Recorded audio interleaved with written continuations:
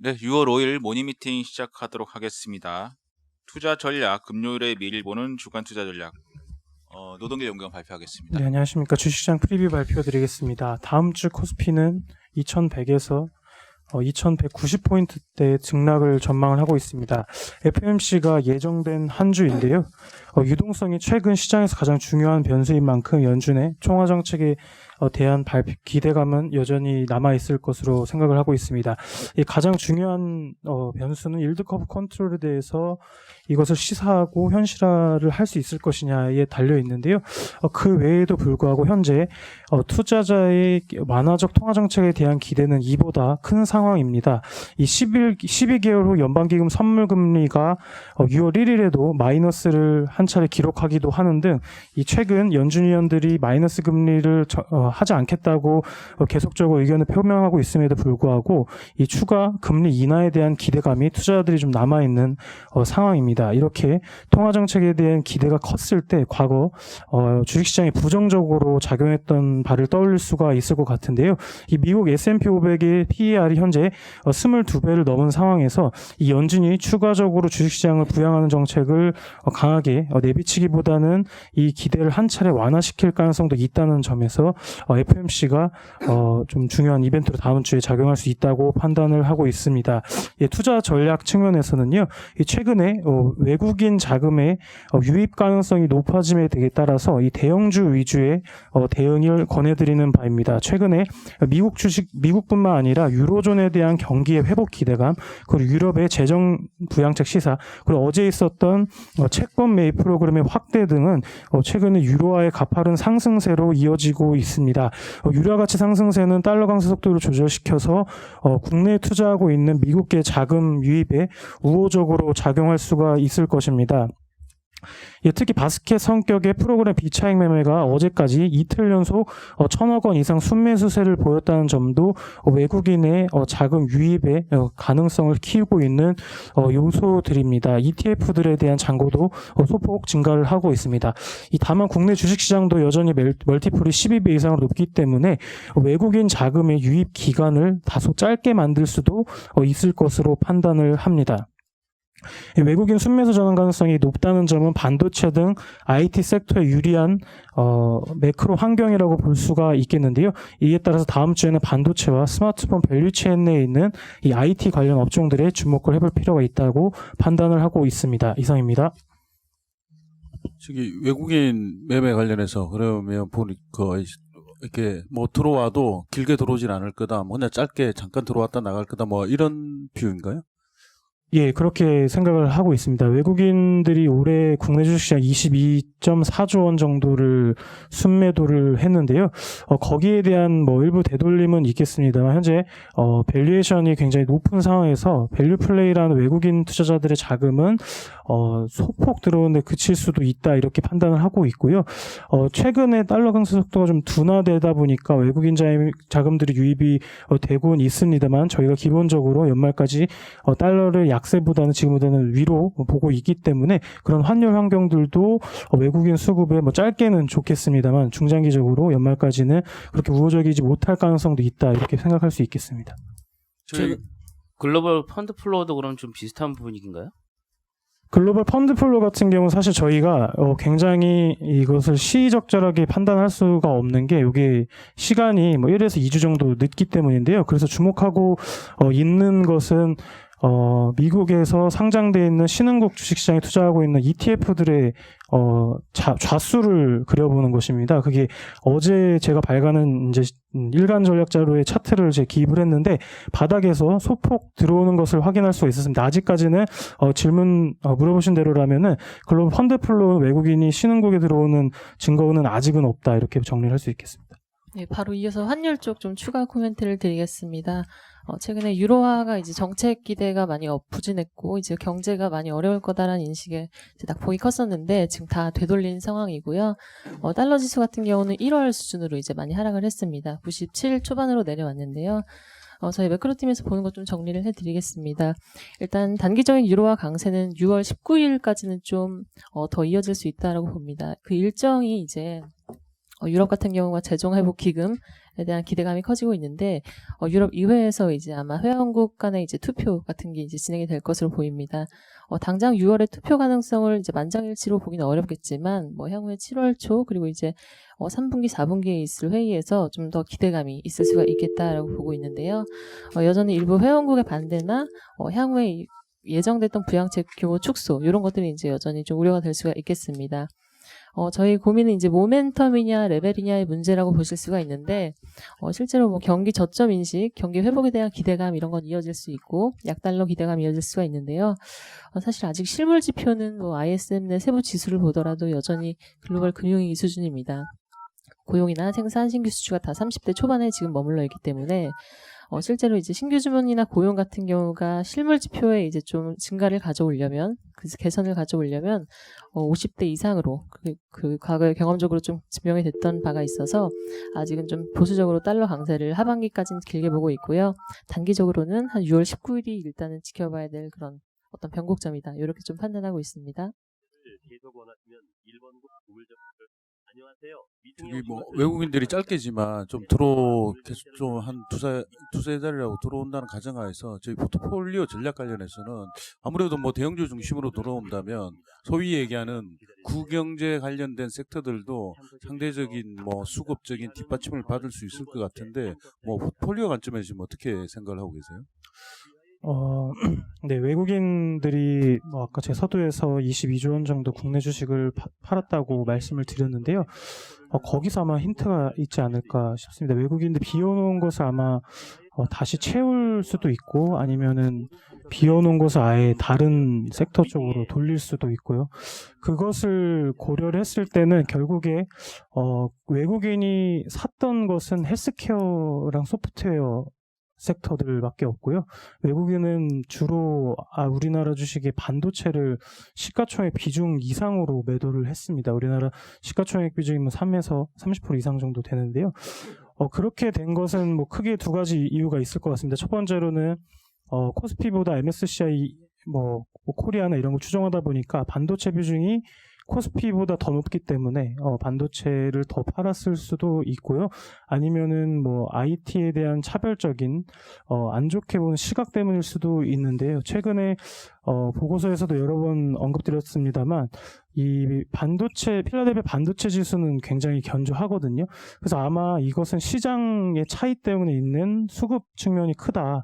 이렇게 볼 수 있을 것 같습니다. 그러면 결론적으로 외국인들이 다시 유입이 되게 된다면 그동안 시가총액 비중 이상으로 팔아놨던 반도체를 살 것이다라는 결론을 내릴 수가 있고요.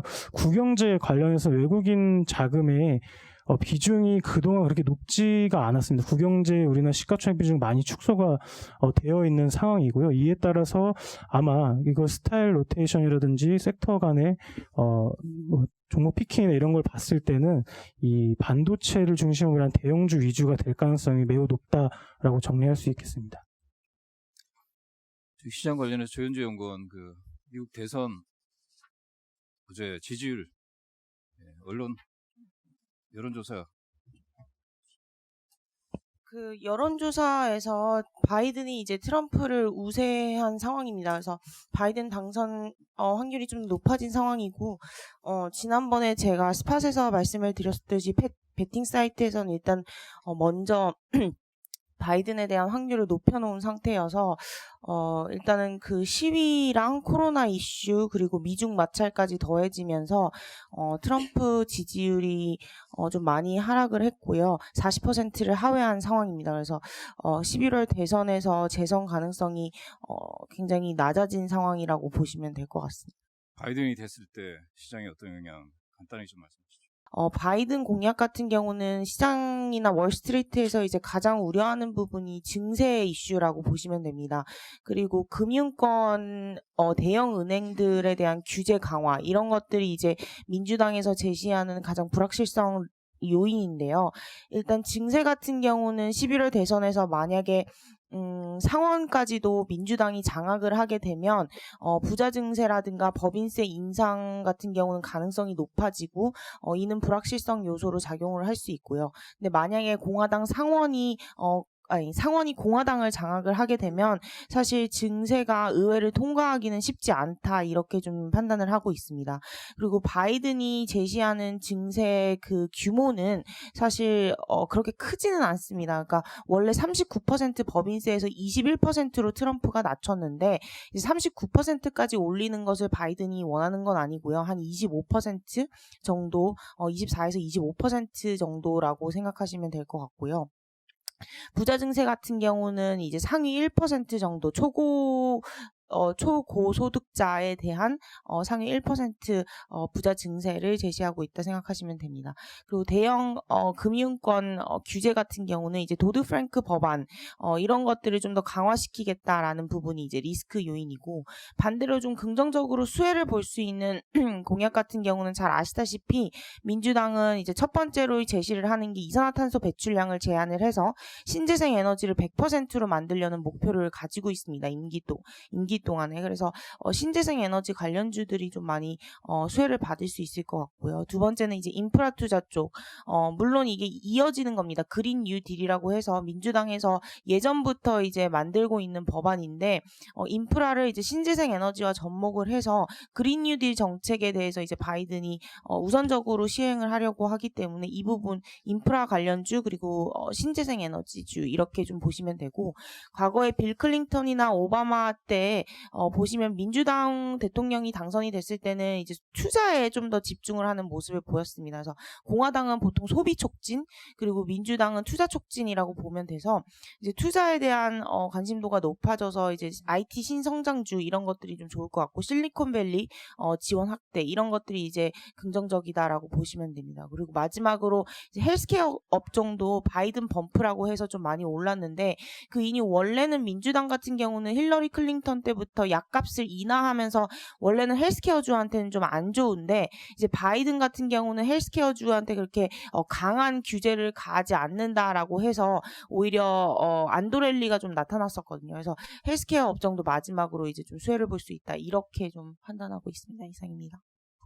사실 트럼프가 제 개인적인 느낌으로는 트럼프가 대통령 되면서 글로벌 후생을 증진시키는 정책보다는 미국만 잘 살면 된다, 약간 이런 정책들이 강했는데, 대표적으로 나타난 게 중국과의 마찰 이런 게 아마 그런 결과물인 것 같은데, 이 바이든이라는 사람은 글로벌 정책이나 그런 부분들은 어때요?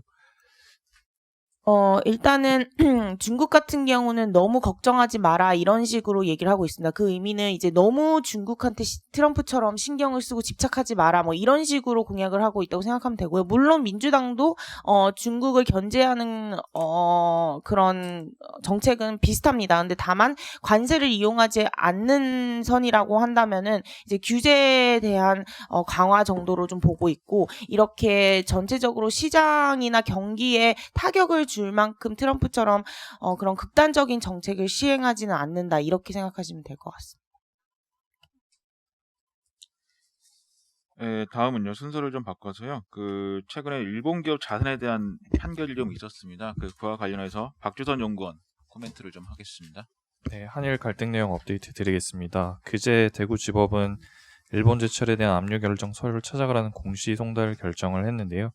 이 공시 송달은 서류 전달이 안 될 때 법원 게시판이나 이런 데 이제 공개를 하고 일정 기간이 지나면 이게 전달이 됐다라고 처리하는 절차입니다. 그래서 해외에 있는 당사자 같은 경우에 공시 송달할 경우에는 이제 2개월 후부터 효력이 발생해서 8월 4일부터는 이제 압류 및 현금화 진행이 가능하게 된 상황입니다. 일본 내에서는 사실 일본제철 외에도 미쓰비시 중공업이나 다른 기업들에 대한 자산에 대해서도 동일한 절차가 진행될 수 있어서 조금 강력한 대응이 필요하지 않나라는 여론이 형성된 상황이고요. 정부 관계자들도 우려를 표명한 상황입니다. 다만 이번 조치가 당장의 현금화 진행을 의미하는 것은 아닙니다. 일본 제철이 8월 4일 이후에 만약 채무자 신문에 응할 경우 2개월에서 4개월 정도 시간이 더 소요되고 항고까지 할 경우에는 연내 현금화는 좀 어려울 전망이고요. 그래서 일본 내에서도 이번에 우리 정부가 한 조치들이 결국에는 최근에 협상이 진전이 없는 상황에서 다시 대화할 수 있는 모멘텀이 될 수 있지 않을까라는 해석도 일부 존재하는 상황입니다. 결과적으로 이제 한일 무역 갈등 자체는 이제 징용 노동자에 대한 배상 문제가 끝나지 않아서 이 수출 규제에 대한 문제도 깔끔하게 이제 정리가 되지 않고 있는 상황으로 좀 생각을 하고 있고요. 향후 일본 정부의 대응 수위는 최근에 아베 지지율이 상당히 급락했다는 점에서 그런 부분들이 지지율 반등을 위해서 사용될 수 있다는 점에서 변수로 작용할 수 있다라고 좀 생각하고 있습니다. 네, 주식시장 측면에서 말씀드리겠습니다. 아마 일본과 마찰이 이 정치적인 마찰이 굉장히 강하기 때문에 일본과 마찰이 뭐 당장 해결될 것으로는 기대를 할 수가 없습니다. 다만 주식시장 입장에서는 이 과거 지난해 7월에는 일본 수출 규제에 굉장히 민감하게 반응을 했다면 앞으로는 방향성 자체에 영향을 줄 정도는 아닌 재료로 생각을 할 수 있겠습니다. 그렇게 생각한 이유는 두 가지인데요. 첫 번째로는 지난해 일본에서 발표한 각의 내용을 되짚어 볼 때 글로벌 공급망 전반에 차질을 줄 정도의 의도를 갖고 있지 않다고 판단을 하기 때문입니다. 두 번째로는 과거에 있었던 이 수출 규제에도 불구하고 우리나라의 주식시장과 수출이 그렇게 크게 차질을 겪지 않았다는 학습 효과도 아마 영향을 줄 것으로 보고 있습니다. 이와는 별개로 이 코로나19의 이후에 기업들이 이제 부품의 공급처를 굉장히 다변화시킬 것으로 기대를 하는데요. 이에 따라서 일본의 대응이 다양성을 저해시키는 요소가 될 것으로 보고 있고, 최근에 미국이 한국에 G11 참여를 요청하는 등 동맹을 규합하고 있는 국면에서 일본의 대응 조치가 약화되지 않을까 생각할 수 있습니다. 이에 따라서 오히려 반도체 소부장 종목들 등 기술 국산화 테마 관련된 종목들에 한 차례 관심이 쏠리게 될 재료가 될 수 있을 것으로 기대를 하고 있고, 일본과 별개로 우리나라 정부 같은 경우는 현재 R&D 출연 등을 이유로 지원을 하고 있습니다. 이에 따라서 소부장 기업들에 대한 정책 효과도 향후에 이어갈 수 있을 것으로 보고 있습니다. 이상입니다. 다음은 산업기업 부서 넘어가겠습니다. 휴대폰 IT 부품 산업 이규화 연구원 발표하겠습니다.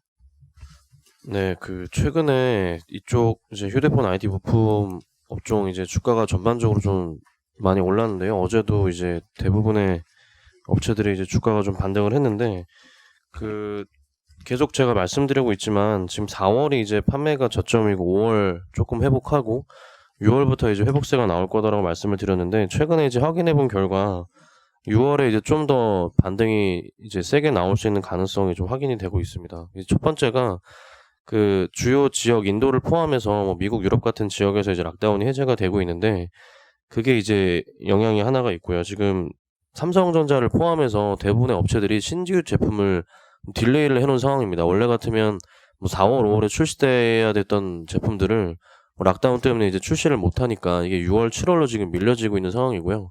그래서 6월 초부터 지금 삼성전자 같은 경우는 A31이라든지 M 시리즈 이제 엔트리 레벨 스마트폰을 내놓는데, 이것들이 다 이제 볼륨 모델이거든요. 그래서 이게 지금 부품 업체 쪽에서도 오더 증가가 확인이 되고 판매도 지금 실제로 나쁘지 않기 때문에 전반적으로 이제 판매가 회복이 될 거라고 생각을 해서 주가도 좀 선반영해서 최근에 좀 오르고 있는 것으로 파악이 됩니다. 지금 삼성전자뿐만 아니라 애플 같은 경우도 뭐 미국이랑 유럽에서 애플 스토어를 재개장하고 있는 상황이고, 특히 중국에서는 지금 계속 가격 할인 행사를 좀 진행을 하고 있습니다. 이제 6월 20일 좀 지나서 인터넷 쇼핑몰에서 대대적인 쇼핑 행사가 열리는 걸로 이제 파악이 되는데, 거기서 이제 애플이 10에서 20% 정도, 뭐 공식적으로는 아니지만 뭐 티몰이라든지 이런 주요 이제 JD.com 이런 업체 쪽에서 지금 가격 할인이 진행이 되고 있거든요. 그래서 이게 6월에 애플 쪽에서도 반등이 나올 거기 때문에 관련된 이제 밸류 체인들이 전부 다 이제 긍정적이라고 생각을 하고 있습니다. 그다음에 이제 8월에 가면 뭐 계속 이제 말씀드리지만 노트 20이랑 갤럭시 폴드 2가 출시가 되는데, 사실 뭐 4월, 5월까지만 하더라도 삼성전자가 뭐 이렇게 하반기 세게 마케팅을 할 거라고는 생각은 안 했어요. 왜냐하면 코로나가 이제 언제 끝날지도 이제 확신할 수 없고, 비용 대비해서 이제 이익이 얼마나 날지 이제 알 수가 없기 때문에 그냥 뭐 좀 나아지는 수준이라고 생각을 했는데, 지금 전자 입장에서도 최근에 판매 회복이나 코로나가 이제 주춤하는 모습을 좀 보이니까 8월달 이벤트에서 좀 강하게 마케팅을 하려고 하는 모습을 보이고 있습니다. 그래서 이제 관련된 국내 부품사들한테 전반적으로 긍정적이고, 그래서 저희는 이제 애플 관련주가 이제 그 중에서는 제일 좀 이제 매력적이다라고 보고 있습니다. 가격이 하반기에 지금 뭐 10월 중순 정도에 출시될 거라고 보는데, 예상보다 지금 저렴하게 출시가 될 겁니다. 649불, 749불, 12 이제 기본 버전이 이제 그렇게 되고, 프로 버전이 999, 1099 이제 이렇게 나가면 지금 5G가 탑재되는데도 이 정도면은 되게 저렴한 가격이라고 생각이 되거든요. 그래서 관련된 이제 LG노텍, ITM 반도체, 이제 BH, 뭐 더고전자 이런 업체들이 이제 좋을 거고, 그 다음으로 이제 폴더블 스마트폰 관련주들이 당연히 지금 판매가 되게 잘 될 거로 기대가 되기 때문에 뭐 KH바텍이나 세경하이테크나 파인테크닉스, 어제 이제 파인테크닉스 같은 업체들도 좀 작은 업체지만 뭐 10% 이상 올랐거든요. 그래서 이게 전반적으로 모멘텀이 계속 8월 달까지는 지속이 될 거라고 보기 때문에 전체적으로 좀 이제 바스켓으로 담는 거를 좀 추천을 드리고 있습니다. 그리고 그 자료엔 여긴 없지만 그 스팟으로 나가는데요. 야게오 이제 그 5월 매출액이 발표가 됐습니다. 그래서 16개월 만에 지금 최대 월 매출액을 기록을 했는데 그 내용은 지금 이제 중국에서 조업일수가 이제 전월비 13.6% 빠졌는데도 불구하고 이제 MOM으로는 한 2% 정도 지금 늘었고요.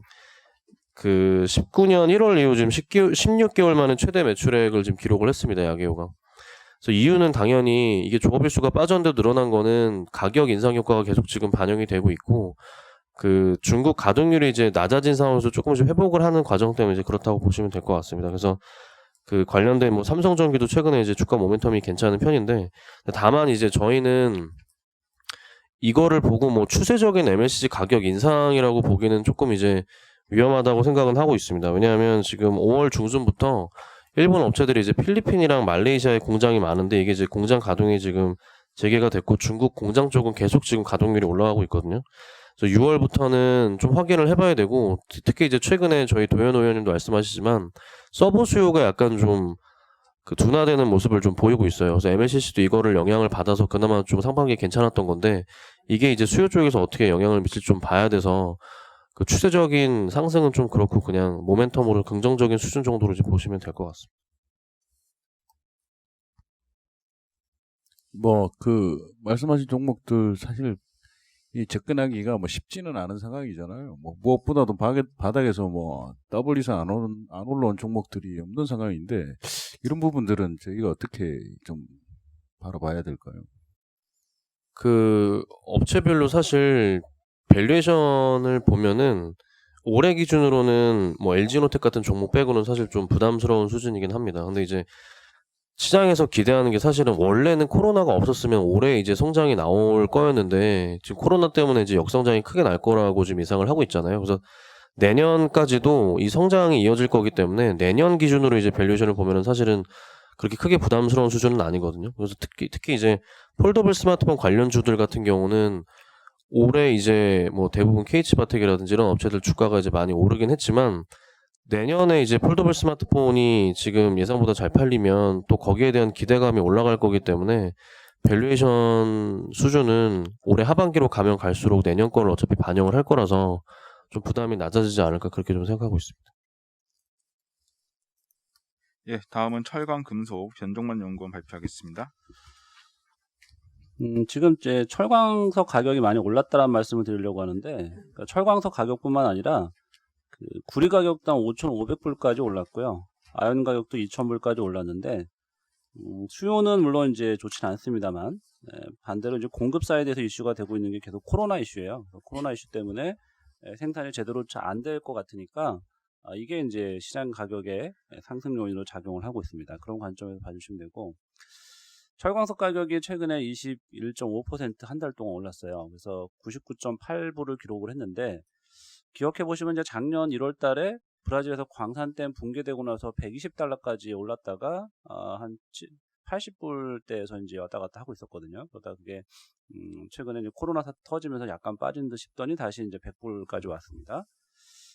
네 가지 이유를 저희가 이제 적어놨는데, 일단은 중국의 조강 생산량이 코로나 사태에도 불구하고 작년보다 줄지 않고 있습니다. 그리고 두 번째는 중국의 철광석 재고가 감소하고 있는데, 이게 이제 철광석 주요 항구 재고인데 이제 수입된 철광석 재고라고 보시면 되고, 아마도 제 생각에는 중국 내수 철광석 철광석 생산이 잘 안 되다 보니까 이런 현상이 나타나지 않나 싶고요.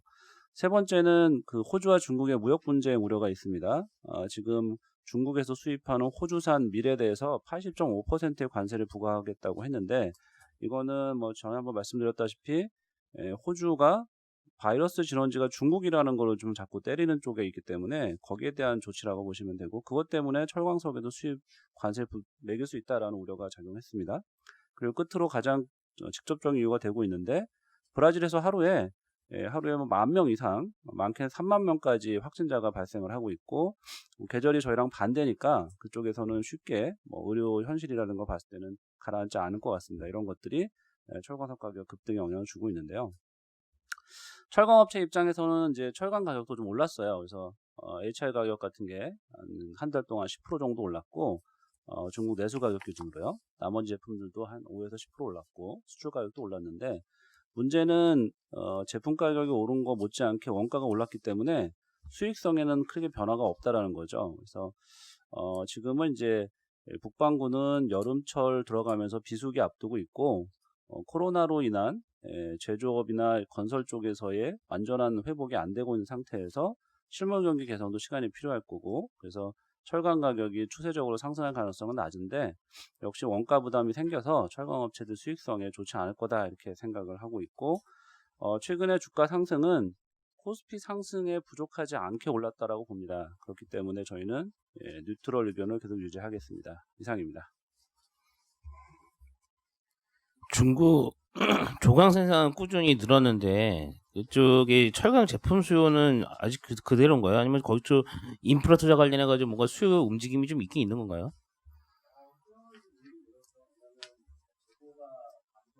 마이크가 꺼졌습니다. 감사합니다. 네. 수요가 코로나 때문에 이제 1, 2월 달까지 거의 없다가 이제 3월부터 많이 생긴 건데요. 일단은 계절적으로 이제 성수기인데도 불구하고 코로나 때문에 안 되고 있었는데, 중국은 이제 먼저 겪었잖아요. 그러면서 재고 감소도 나타나고 있고, 중국이 생산량을 줄이지 못하는 이유는 일단 워낙 철강사들이 많기 때문에 통제가 잘 안 되고요. 그리고 철강 설비는 한번 가동하면 중단시키는 데 대한 비용이 상당히 큽니다. 그래서 가능하면 가동을 유지하려고 하고 있고, 중국 정부도 가동률뿐만 아니라 고용 문제 때문에 그렇게 가동을 억제하면 안 되는 그런 상황인 거죠. 그래서 이제 생산량이 줄지 않고 있다라고 생각이 되고, 결국은 수요가 리바운드는 하지만 이게 아직은 작년 이상의 큰 수요 증가가 나오기는 어렵기 때문에 공급 부담이 계속 되고 있다라고 생각하고 있습니다. 예, 다음은 한국전력 이민재 연구원 발표하겠습니다. 예, 지금 뭐 유가 하락분이 이제 하반기부터 반영이 될 거고요. 그다음에 추가적인 요금 개편안 하반기 때 논의 계속 이루어질 걸로 보고 있습니다. 뭐 지금 비용 쪽에서의 뭐 비교해서 말씀드릴 수 있는 연도는 당연히 15, 16년도일 것 같고요. 그 당시에도 이제 시장 컨센서스보다 항상 분기 실적 잘 나오면서 주가 계속 움직였었습니다. 그래서 지금 상황적으로 보면은 그때랑 이제 동일하게 좀 모습들이 나타나고 있다라는 게 좀 중요한 포인트일 것 같고, 요금 인상 없이는 22년부터는 다시 적자 전환되는 구조입니다. 그렇기 때문에 그런 부분들을 이제 정부에서도 인지를 하고 있는 걸로 파악을 하고 있고, 결국은 전력구입비 연동제라고 하는 전기요금 체계 개편, 근본적인 개편안이 나올 걸로 좀 판단을 하고 있습니다. 좀 자료 보면서 자세히 좀 말씀을 드리겠습니다. 3페이지에 보시면 그림 1번, 그림 2번 같이 보시면 되고요.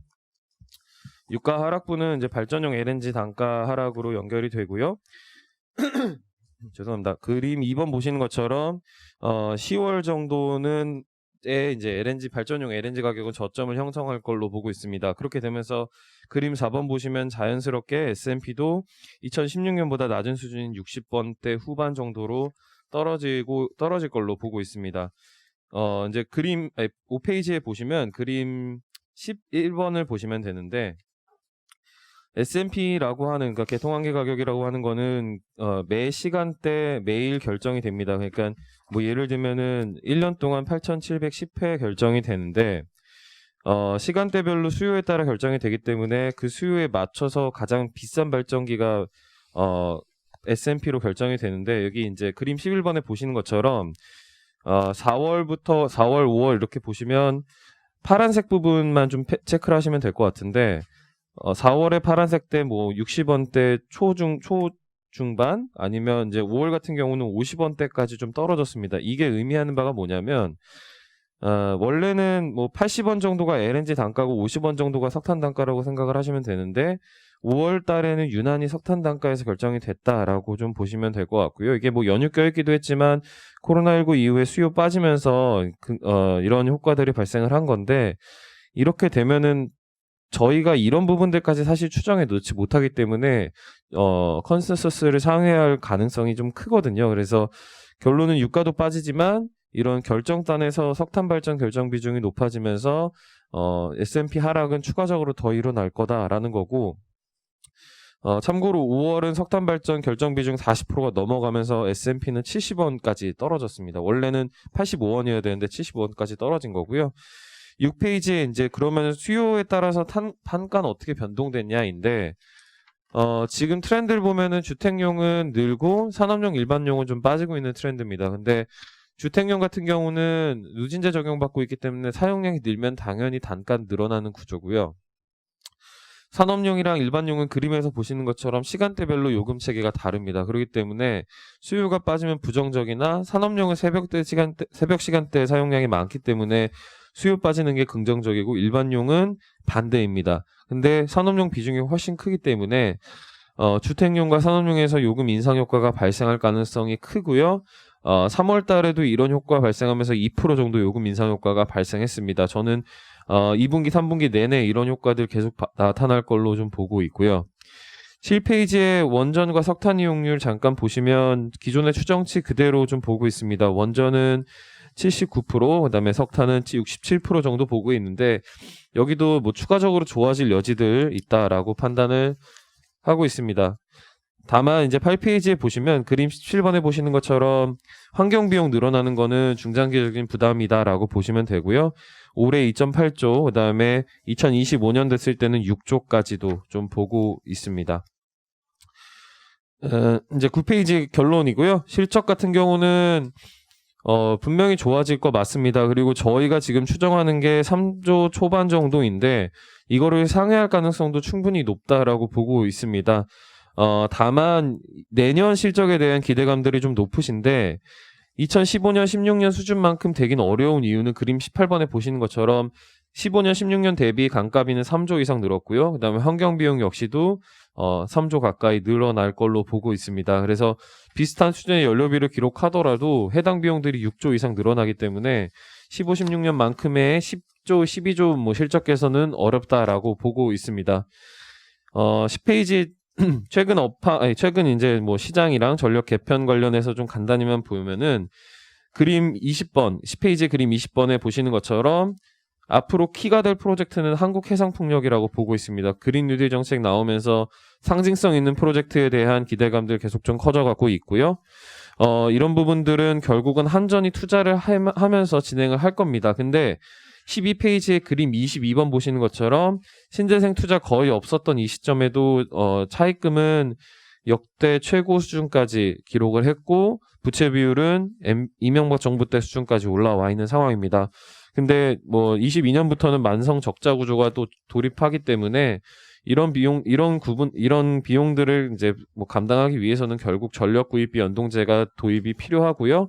6월 정도에 정부에 제출을 할 겁니다. 그리고 하반기 때 정부가 채택을 할 거고 최근 뭐 성윤모 장관, 산업부 장관도 정기요금 개편에 대해서는 적극적으로 검토를 하겠다라는 언급들이 계속 있는 거 보면은 개편 기대감은 저희가 계속 갖고 가도 될 것 같습니다. 이제 그 전에 실적 좋아지는 것들을 우선적으로 좀 보셔야 된다라고 말씀을 드리면서 유틸리티에 대해서 최선원주로 계속 말씀드리고 있습니다.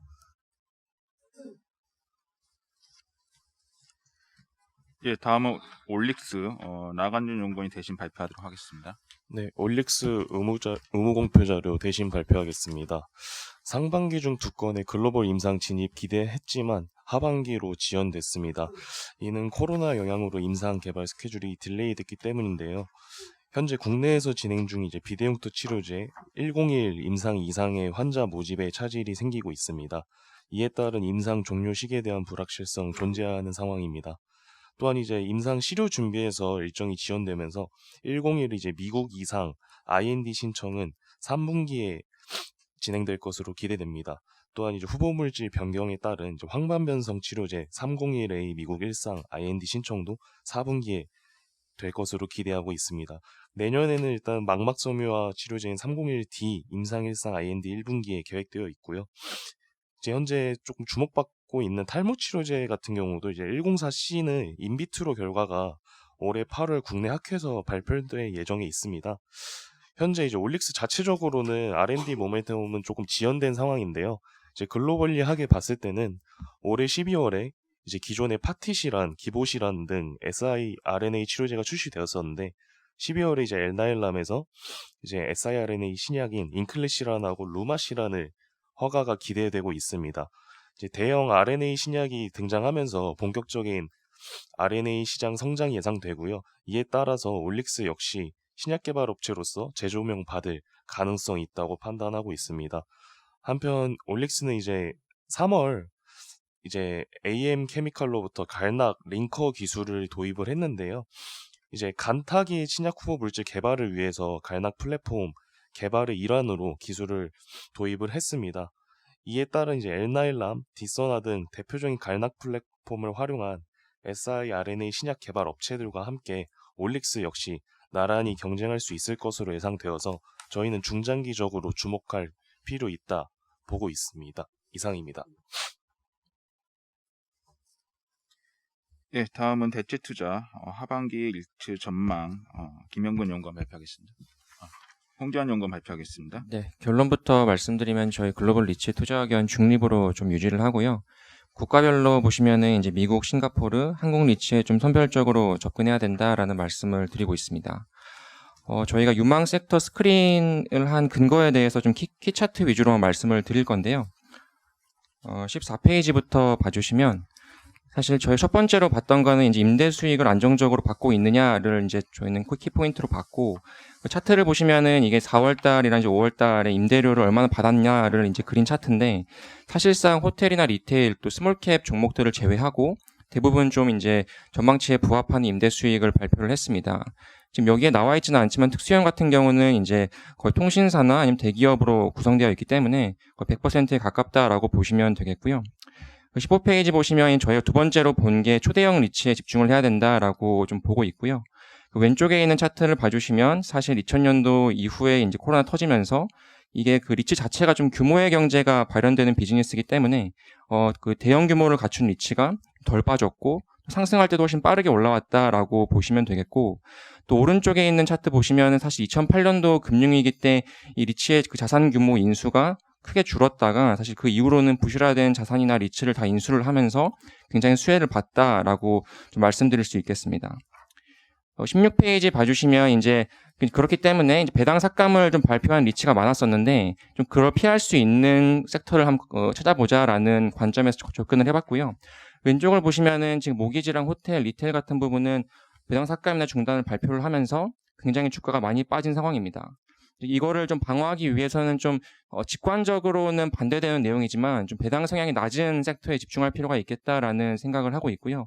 이제 그렇기 때문에 오른편에 있는 차트를 보시면 저희가 말씀드리고 있는 셀타워나 아니면 뭐 데이터 센터, 주거용, 산업용 이런 섹터들이 지금 해당이 되는 것을 보실 수가 있습니다. 결론적으로는 이제 초대형 리츠 또 특수형 리츠에 투자하자라고 좀 저희는 보고 있고요. 따라서 우리 NP를 보시면은 장기 계약을 가지고 있는 초대형하고 특수형을 NP에 이제 담았습니다. 추가적으로 좀 말씀드릴 거는 21페이지에 초대형 리츠라고 하면은 이 기준은 없습니다. 저희 하우스가 나눈 거고요. 그게 50억 불 이상, 그러니까 6조 원 이상 되는 프로퍼티를 가지고 있는 보유하고 있는 회사를 초대형으로 우리가 그냥 규정을 하고 있고요. 그러면은 경기 변동에 더 조금 덜 민감한 거라고 보시면 될 것 같고요. 23페이지에 보시면은 특수형인데요. 리츠가 대략적으로 작년에 고점을 찍었을 때가 2조 달러 정도 시장을 형성을 했었는데, 최근에 아시다시피 제일 많이 뭐 배당 삭감이 많이 나오고 그다음에 수치율이 떨어져 있던 호텔이나 리테일, 몰 중심으로 많이 급락한 상황이라서 지금 전체 리츠 시장이 한 20% 정도 빠져 있습니다. 그러면서 포스트 코로나19 이후로 글로벌 리츠 섹터 자체의 비중이 특수형하고 그리고 우리가 있는 산업용이 더 많이 커졌고요. 상대적으로 아까 앞서 이야기했던 오피스나 리테일 이런 부분에서 영향을 많이 받았습니다.